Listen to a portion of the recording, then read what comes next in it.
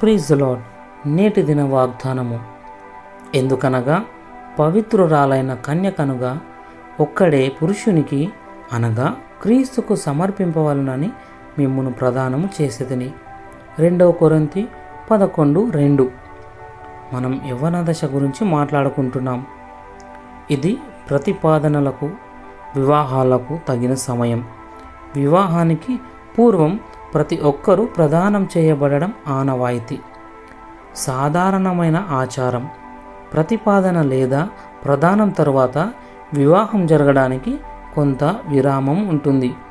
ఈ సమయం కొంచెం ఆసక్తికరంగా ఉంటుంది. ప్రదానం చేయబడ్డ జంట జరగబోయే వివాహం గురించి, వివాహ అనంతరం వారి సంసార జీవితం గురించి కలలు కంటారు. ఈ విధానాన్ని పరలోక సంబంధమైన ప్రతిపాదన వివాహంతో సంధానపరచారు. మన పరలోకపు తండ్రి వల్ల విశ్వజననీయమైన ప్రతిపాదన చేయడం గమనిస్తాం. కనుక నీవు ఇక కలలు కనడం ప్రారంభించవచ్చు. మధ్యాకాశంలో జరగబోయే అతి పవిత్ర వివాహ దినం అతి సమీపంలో ఉంది. ఎదురు చూడాలి. ఆ మహోన్నతమైన శుభదినం కొరకు నీవు ఎలా ఎదురు చూడాలో చెప్పుతాను. పైనున్న వాటి కొరకు వెదుకుడి.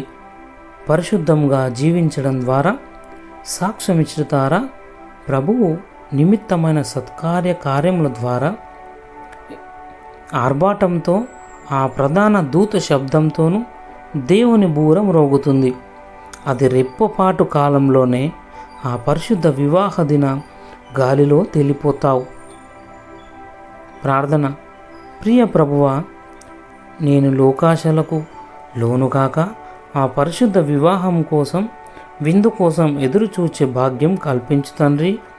నీవు నా కోసం స్థిర నివాసం ఏర్పాటు చేస్తున్నట్టే నన్ను కూడా స్థిరపరచు. యేసు నామంలో ప్రార్థిస్తున్నాను. ఆమెన్.